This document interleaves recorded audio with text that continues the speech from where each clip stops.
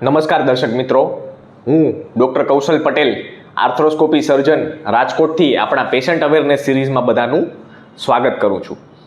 આજની આપણી ચર્ચાનો વિષય છે હાથ અથવા તો પગમાં જો ખાલી ચડી જતી હોય તો તેના શું કારણો હોઈ શકે. તો ચાલો આજના આપણા આ વિડીયોમાં આપણે હાથ પગમાં ખાલી ચડવાના કારણો વિશે સવિસ્તાર માહિતી મેળવીએ.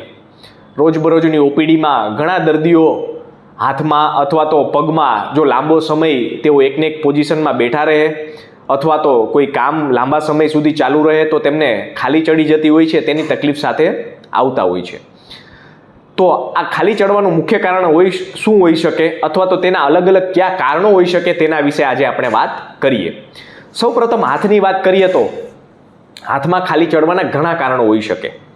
એક પછી એક આપણે કારણ જોઈએ તો સૌપ્રથમ કારણ સર્વાઇકલ સ્પોન્ડાઇલોસિસ, એટલે કે જો ડોકમાં નસ દબાતી હોય અથવા તો મણકામાં અથવા તો ડોકના મણકામાં ઉંમરના લીધે જો કોઈ ઘસારો થયો હોય અને તેના લીધે ગાદી ખસી ગયેલી હોય અને તે ખસેલી ગાદી જો નસ ઉપર દબાણ કરતી હોય તો જમણા અથવા તો ડાબા હાથમાં દર્દીને ખાલી ચડી જવી, ઝણઝણાટી આવી તકલીફો થઈ શકે.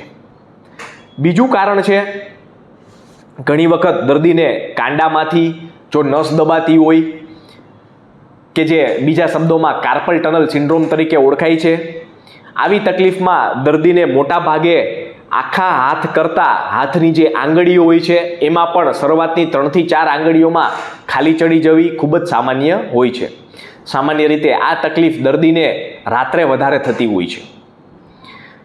આ તકલીફ કાર્પલ ટનલ સિન્ડ્રોમ તરીકે ઓળખાય છે.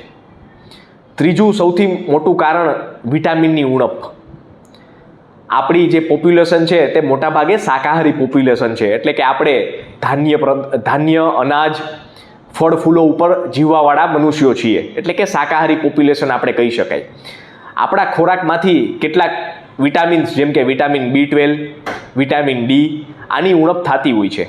અને જ્યારે પણ આ પ્રકારની તકલીફ સાથે દર્દી ઓપીડીમાં આવે છે અને જો અમે તેનો વિટામિન B12નો અને વિટામિન Dનો રિપોર્ટ્સ કરાવીએ તો વેજીટેરિયન પોપ્યુલેશનમાં એટલે કે શાકાહારી લોકોમાં 100માંથી 80 થી 85% લોકોમાં વિટામિન B12 અને વિટામિન Dની ડેફિશિયન્સી આવતી હોય છે, જે પણ હાથમાં અથવા તો પગમાં ખાલી ચડાવવાનું મુખ્ય કારણ ગણી શકાય. તો આ 3 મુખ્ય કારણો હોઈ શકે. અન્ય કારણો જેવા કે ફર્સ્ટ રીબ, એટલે કે ઘણીવાર જો દર્દીને એક્સેસરી રીબ હોય કે જે બીજા શબ્દોમાં તેના લીધે નવનું એને કમ્પ્રેશન થતું હોય અને તેના લીધે આખા હાથમાં ખાલી ચડી જવી કે જે સર્વાઇકલ રીબ તરીકે પણ ઓળખાય છે. બીજી તકલીફ કે જે રેયનોડ્સ ફિનોમિનન, કે તેમાં ઘણી વખત નસના કમ્પ્રેશનની સાથે સાથે લોહી પહોંચાડતી નસનું પણ દબાણ થાય છે. તેના લીધે ઘણીવાર હાથ શૂન્ય પડી જાય છે અથવા તો બ્લુઇશ કલરનો હાથ થઈ જાય છે, તેના લીધે પણ ખાલી ચડે છે.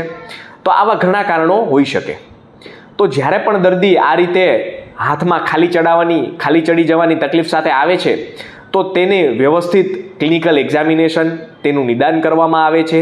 જરૂર પડે તો થોડા બ્લડના રિપોર્ટ્સ કરાવવામાં આવે છે અને સૌપ્રથમ તો તેની ખાલી ચડવાનું ડાયગ્નોસિસ કરવામાં આવે છે. અને જે તેનું ડાયગ્નોસિસ આવે છે એટલે કે ડોકના દુખાવાના લીધે ખાલી ચડે છે, સર્વાઇકલ રીબના લીધે ખાલી ચડે છે, કાંડામાં નસ દબાય એના લીધે ખાલી ચડે છે, તો આ રીતે તેમનું કારણ ગોત્યા બાદ તેમનું સારવાર કરવામાં આવે છે અને દર્દીને ત્યારબાદ ખાલી ચડતી બંધ થઈ જતી હોય છે.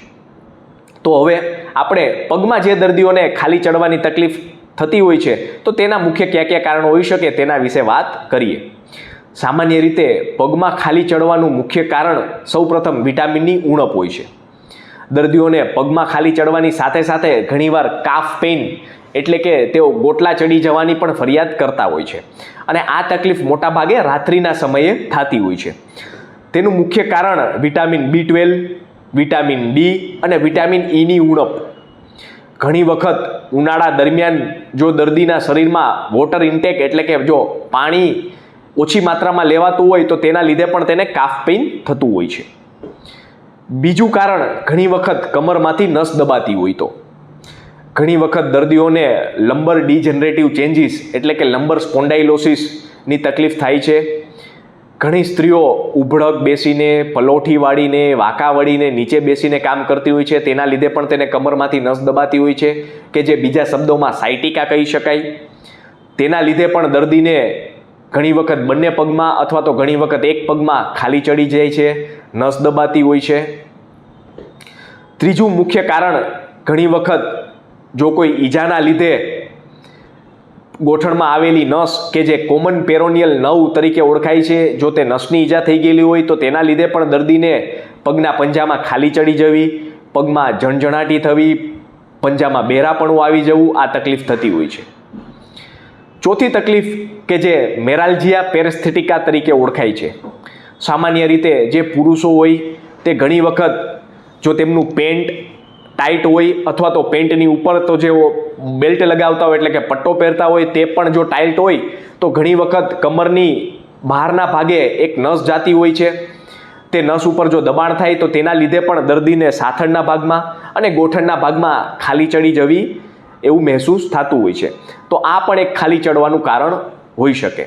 તો જ્યારે પણ દર્દી આ રીતે ખાલી ચડવાની પગમાં ખાલી ચડવાની અલગ અલગ તકલીફો સાથે આવે છે તો સૌપ્રથમ તો તેમનું વ્યવસ્થિત ક્લિનિકલ એક્ઝામિનેશન કર્યા બાદ તેમને ક્યાં તકલીફ થયેલી છે તેનું નિદાન કરવામાં આવે છે અને તે અકોર્ડિંગ તેમની સારવાર કરવામાં આવે તો આવા દર્દીઓને પગમાં જે ખાલી ચડતી હોય તેમાંથી રાહત અપાવી શકાય.